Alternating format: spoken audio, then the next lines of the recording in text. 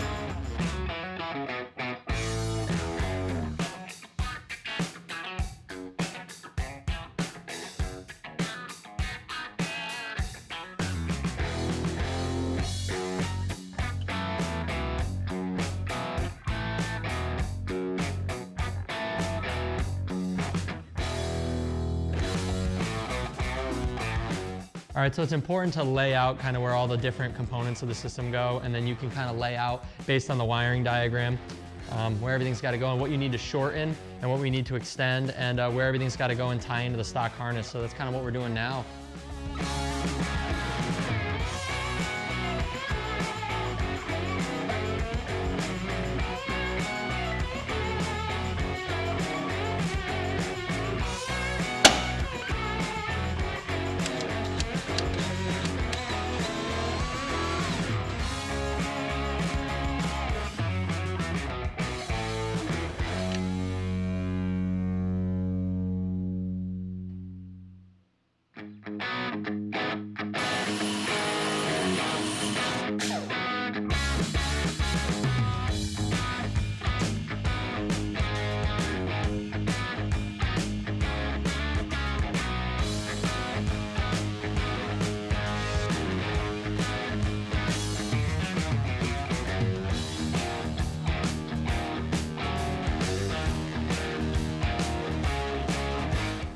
All right, Dick from Retroformance here today. Our professional film person, Ben, who is really busy, so you're stuck with the B team today. Matt and I are gonna go over the Chevelle a little bit on the Sniper installation. A couple of things, we removed the fuel tank. It's a very recent tank. When the restoration was done, it's been probably maybe up to maybe 10 years ago, but it's in good shape, so we're going to use it. The only thing is it doesn't have a return line in the tank for the system. It's not accessible to get a return line. We have to drill and put a special fitting in the tank. So we removed the tank just to make sure it's clean, and I'll show you how we get the fitting in. Well, we have to make sure we pick a surface that's flat, and it has to be close enough so you can reach inside, which is going to be difficult, but this is our only surface that will be actually parallel enough to make the gasket seal.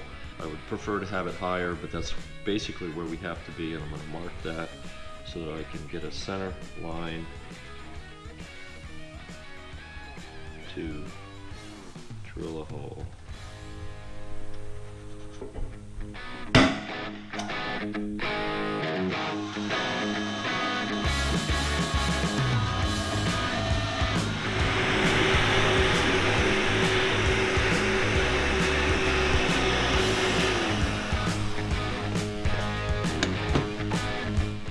Trying to get the right angle and length so that it's in the fuel but not sealed on the bottom of the tank.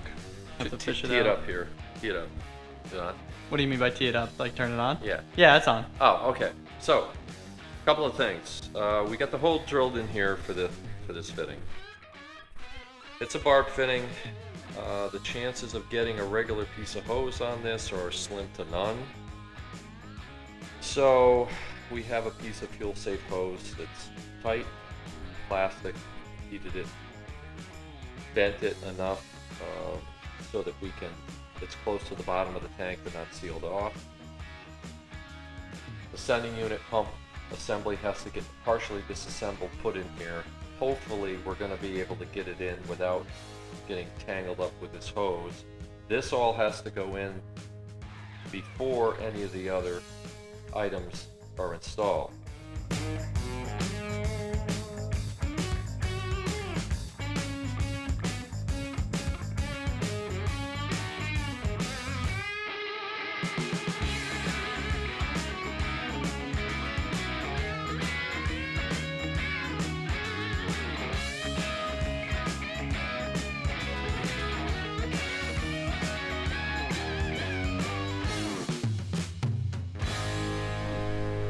We have the return line fitting installed finally, along with the sending unit and pump assembly. It was quite a feat to get it in there so that one didn't interfere with the other, but I'm pretty sure it's going to work. We looked in there with a bore scope, and it looks like the sending unit is operating without being interfered with the return line that goes to the bottom of the tank. So we're going to put the tank back in the car, get that installed, and then we can start running the fuel lines.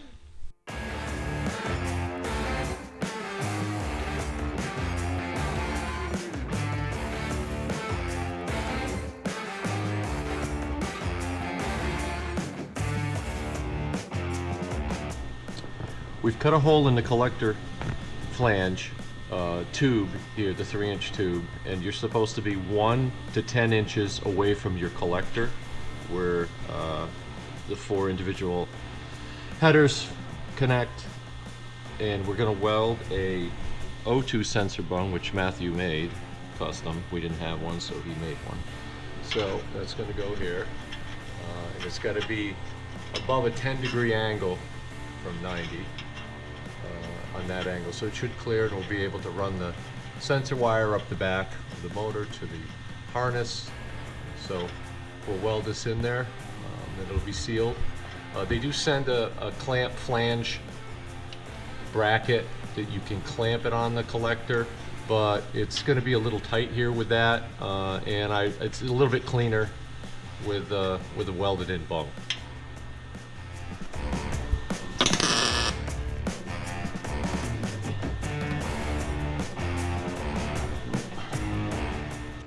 All right, so continuing here on the Chevelle, we got the bulkhead fitting in the tank and the new fuel pickup in the tank. We're just hooking up the lines to the original pressure line. We got to run a new return line to the bulkhead fitting that was put in for the tank, and we got to wire it. So we're gonna take the harness that they provided for us, splice off the ground and the provision for the gauge, and the rest of it goes up to the front to get power to the fuel pump.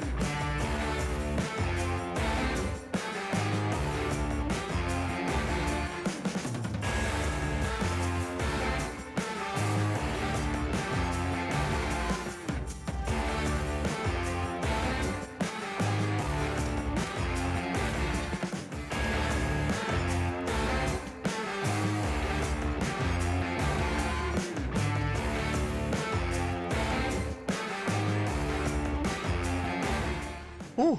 All right, awesome. I really didn't expect to be able to snake the return line that we had to run through the same spot as the pressure line or the original fuel line from the tank, but we were able to get it. A little bit of wire, put a hole in this with a little hook and duct tape, and we were able to feed it through. It's a little tight on the inlet and the outlet of the frame rail hole.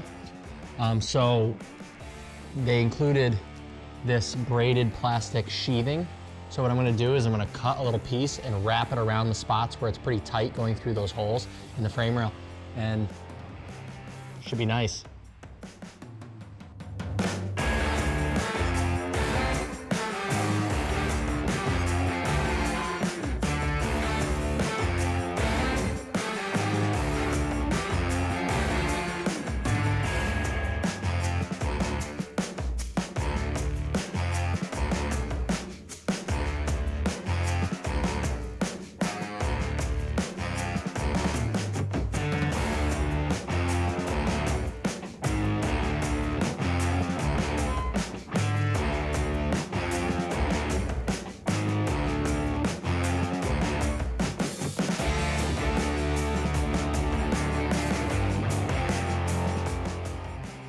All right, fuel lines are kind of buttoned up there. We took the fuel pump off, put the fuel plate on. So now let's button up the wiring so we can get up front and lower the car and work on the top. So basically we got 2 wires that need to go from here to the front for the battery, the power for this. And then we have a purple here that needs to get tied into this stock fuel gauge wire. And then we got a chassis ground, which we got a nice screw right here. So let's get into it.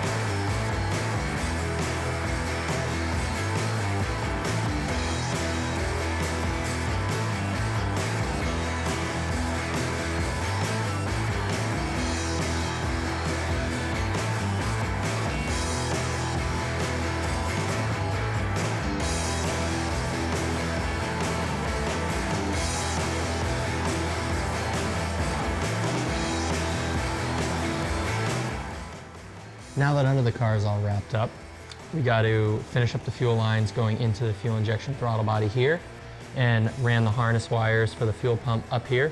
And then we already mounted the ECU. So now it's just figuring out the mess of wiring and where everything's gonna go, like the relays and the different boxes up here. Let's see if we can finish it up.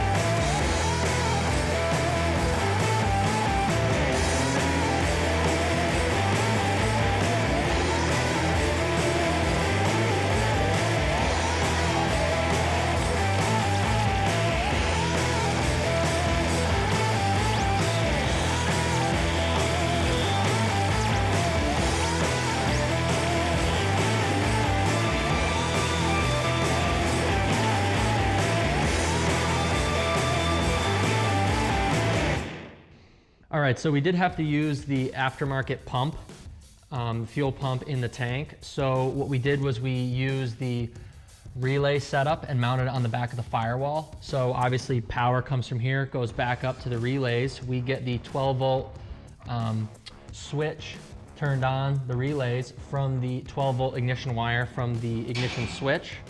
Then the positive comes from the relay, the blue wire. It gets tied to the positive that comes from the fuel tank, and we run the other lead of the fuel pump to the negative on the battery.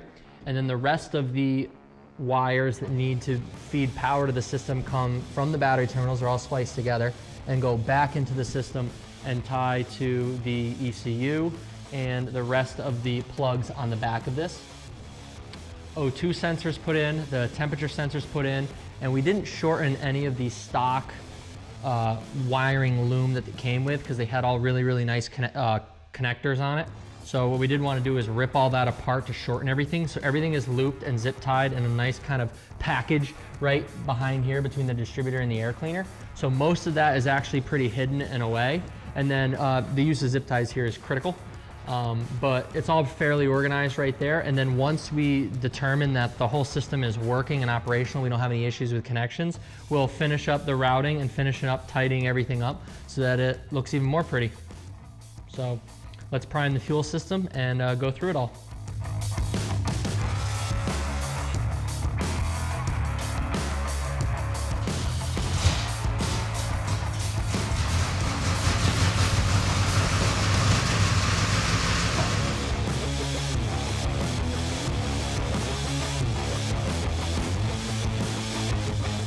All right, awesome. So the car starts and runs. We thought we were at the 15 degrees of timing advance, like the book says, for initial startup, but we weren't. Our timing light was broken. So at the whole time we were set to 0.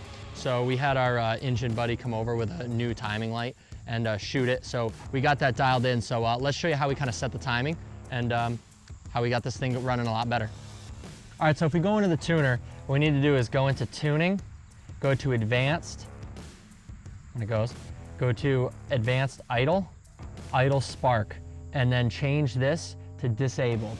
What that'll do is it'll stop the system from trying to change the ignition timing to help the car run better. So we don't want that on while we're trying to dial in the ignition timing. So with that disabled, you need to cycle the ignition, turn it back on, and then run the car.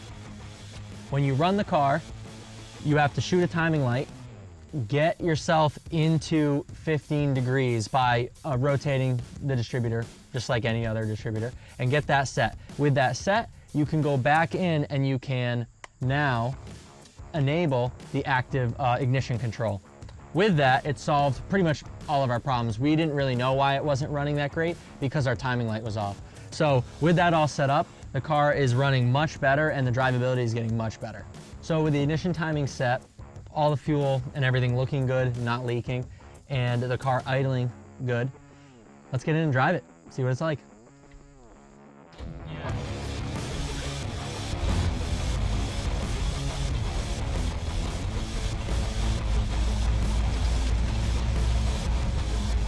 All right.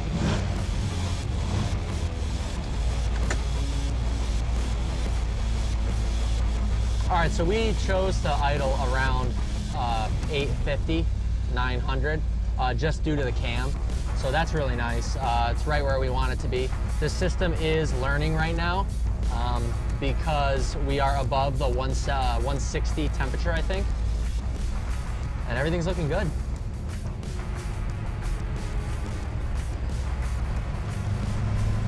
But temperatures look good. Oil pressure looks good. Power is great. We have good AFR. Everything else is good. We just gotta we may have to tune out that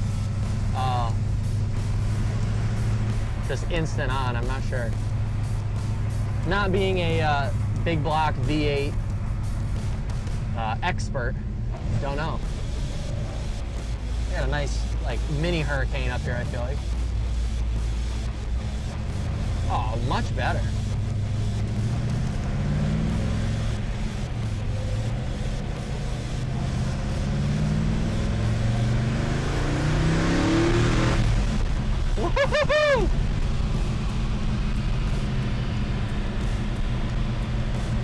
decent. Resisting the urge to do a mega burnout, you know?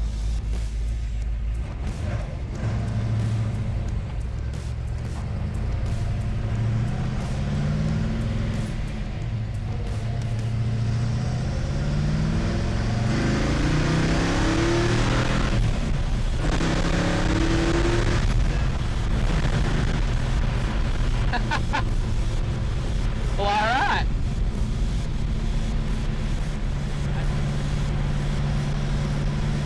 But man, everyone must have been short back in the 60s because this seat does not go back far enough. Man.